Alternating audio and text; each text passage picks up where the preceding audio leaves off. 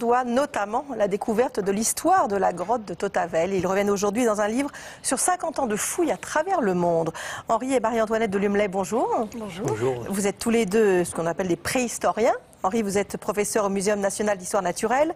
Vous avez créé l'Institut de paléontologie humaine de Paris. Marie-Antoinette, vous êtes directeur de recherche émérite au CNRS. Et vous venez d'écrire tous les deux Mémoire de préhistorien, l'extraordinaire aventure de la préhistoire, c'est chez Odile Jacob.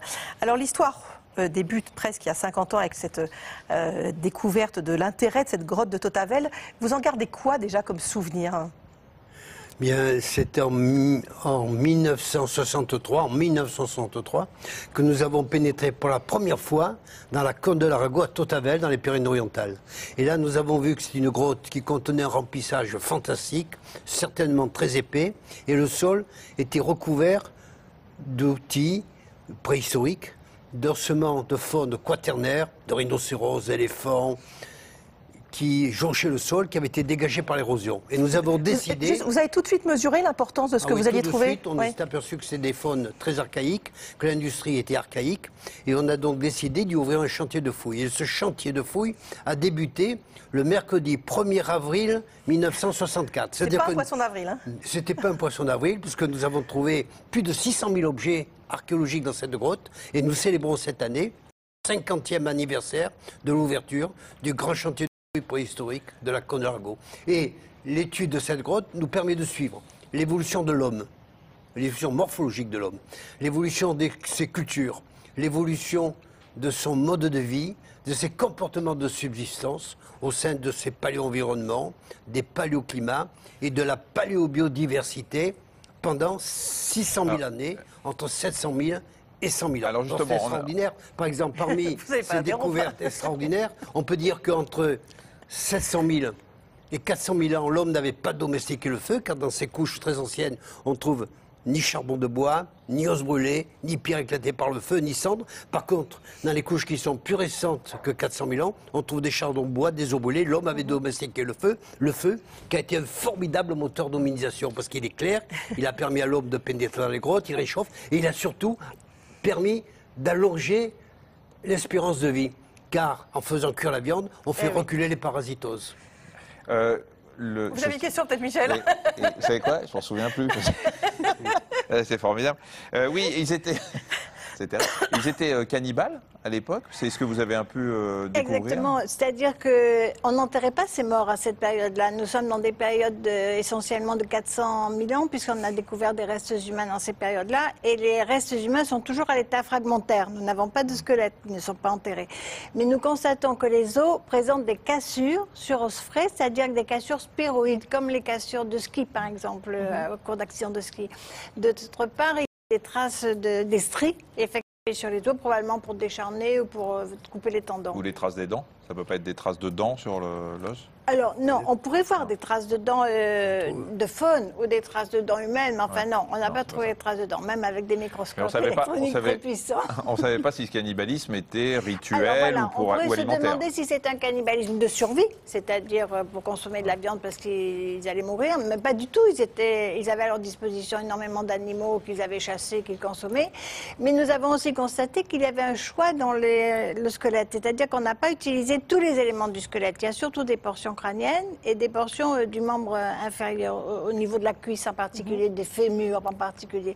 Donc ce choix indique qu'on n'a pas tout utilisé, mais qu'on a prélevé sur le squelette certaines portions qui, dans ce cas, pourraient indiquer qu'il y a un rite. C'est-à-dire que nous constatons des événements, des cassures, des stries qui sont des faits. Il faut interpréter. Tout à fait exact, qu'on ne peut pas. C'est absolument absolu. Mais l'interprétation, donc, nous l'interprétons comme un cannibalisme rituel. Alors, je précise que vous avez fait médecine. Oui. Et que vous avez fait votre thèse sur les maladies des hommes préhistoriques. Voilà, exactement. Ce qui est quand même, du coup, vous avez effectivement pu aider votre mari à l'interprétation de certaines choses. J'ai rencontré un préhistorien, donc j'ai orienté un peu médecine sur toutes les spécialités osseuses et sur les ossements préhistoriques de la région Provence-Côte d'Azur et Languedoc-Roussillon. Donc là, j'ai pu repérer des fractures, bien sûr, mais des fractures souvent qui ne sont pas réduites. Donc il y a eu une consolidation à l'état spontané, tel que la cassure l'avait laissé, d'après le jeu, les mouvements musculaires. vasculaires. On peut voir des ostéomyélites, c'est-à-dire des infections osseuses, mais il y a peut-être un diagnostic plus rare d'ostéome, de méningiome. Au niveau d'un pariétal d'enfant, qui est une tumeur considérée comme une tumeur bénigne, qui laisse des traces sur l'os, avec des exostoses externes, des raréfactions vasculaires à l'intérieur, des pertus vasculaires. Et quand on a fait, à l'époque préhistorique, bien sûr, il n'a pas été opéré, cet enfant, et il en est mort, alors qu'actuellement, les méningiomes sont très bien diagnostiqués, on peut faire des interventions et l'individu survit parfaitement. C'est des tumeurs bénignes au dépend du Lazaret à Nice. Des tumeurs bénignes au dépend des méninges. Voilà. C'était une découverte qui a été faite dans la grotte du Lazaret à Nice. Voilà. Et c'est un crâne qui date de 160 000 ans, 170 000 ans. Donc ça prouve l'ancienneté en fait de cette maladie. Et il appartient à un Homo erectus, ce qui prouve, on a trouvé aussi d'autres restes humains, en particulier un frontal humain, et ce qui permet de dire qu'il y a 170 000 ans, il y avait encore sur la Côte d'Azur, sur le littoral méditerranéen, des Homo erectus et pas encore des Néandertaliens. Ils ont précédé les Néandertaliens. Quand vous êtes tous les deux ensemble, simplement tête à tête, il y en a un qui arrive à couper l'autre ou pas? Comment vous faites? Pourquoi vous êtes rentré dans cette grotte à Tautavel?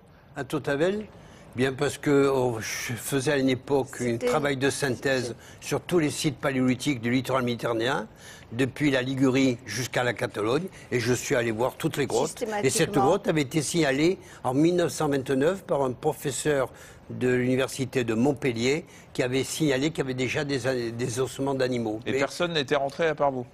Non, il y a les bergers, les chasseurs, etc. Mais c'est nous qui avons ouvert le premier chantier de fouilles dans cette grotte le mercredi 1er avril 1964. Et juste une chose, parce que c'est quand même fascinant, j'ai appris en lisant votre livre que si vous étiez devenu préhistorien, c'est à cause du bombardement de Marseille. Quand j'étais jeune, j'avais pas tout à fait 10 ans, Marseille a été bombardée le 27 mai 1944 par l'aviation américaine et par la Royal Air Force. Et donc plus d'écoles. Et on a arrêté les écoles. Il y a eu 4000 morts à Marseille en quelques heures.